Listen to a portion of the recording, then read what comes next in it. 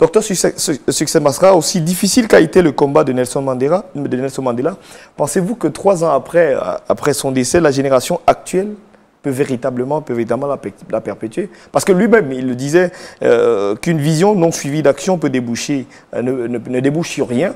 Mais aujourd'hui, on est plus en face des gens qui racontent son histoire, qui vivent son histoire, mais en réalité, on n'a pas d'action concrète, le plus souvent, qui nous permettent effectivement de vivre ce que Mandela prônait comme... Ça, c'est une très bonne question. Une question que nous avons abordée par l'intermédiaire de celui qui a écrit la postface du livre. Donc, postface, c'est à la fin du livre. Et ça restait l'une des questions les plus importantes que nous avons posées. Donc, je vous propose, pour répondre à cette question, de lire une partie du livre. Si vous allez à la page 195, vous allez découvrir, il est dit, « Après tout, nous, jeunes Africains, clamons haut et fort et à juste titre à chaque fois que nous le pouvons, notre admiration pour ce grand homme. Nous l'encensons, le célébrons, le déifions même.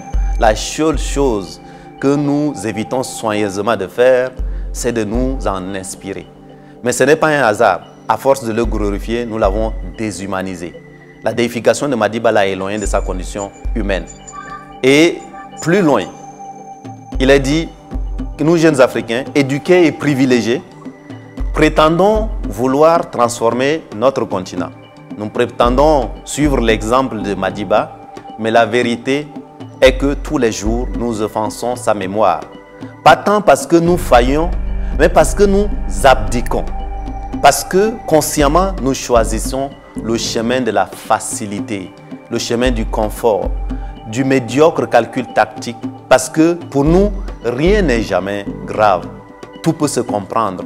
Ça a toujours été comme ça. Parce que nous donnons la priorité toujours à nos petits intérêts personnels et qu'à la fin de la journée, lorsque tout le monde regarde, nous abdiquons, nous brandissons le portrait du grand homme qui incarnait pourtant tout ce que nous refusons d'être. Et à la fin, nous nous demandons, serons-nous enfin au rendez-vous de l'histoire? Madiba pourrait-il enfin se reposer en paix? Donc, je pense que cela répond en partie à ce questionnement. Pour nous, c'est la question essentielle au point où même en fin du livre, nous avons posé sous forme de questions. Parce que nous ne prétendons pas avoir une réponse. Parce que les défis à l'échelle de chaque pays sont des défis différents. Nous avons des choses communes à faire.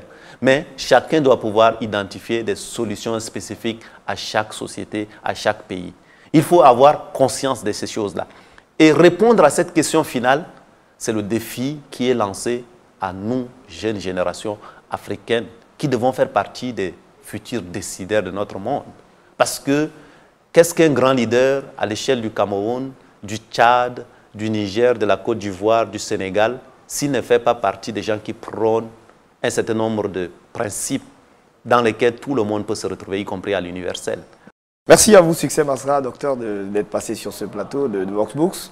Merci à vous, Steve, et puis bon vent à tous les téléspectateurs qui nous suivent, qui pourront lire, qui pourront nous envoyer aussi leurs témoignages vidéo. Nous allons compiler tout cela, faire en sorte que ce livre n'ait jamais de fin. C'est un peu à cela qu'est dédié en fait l'ouvrage Les Héritiers de Madiba.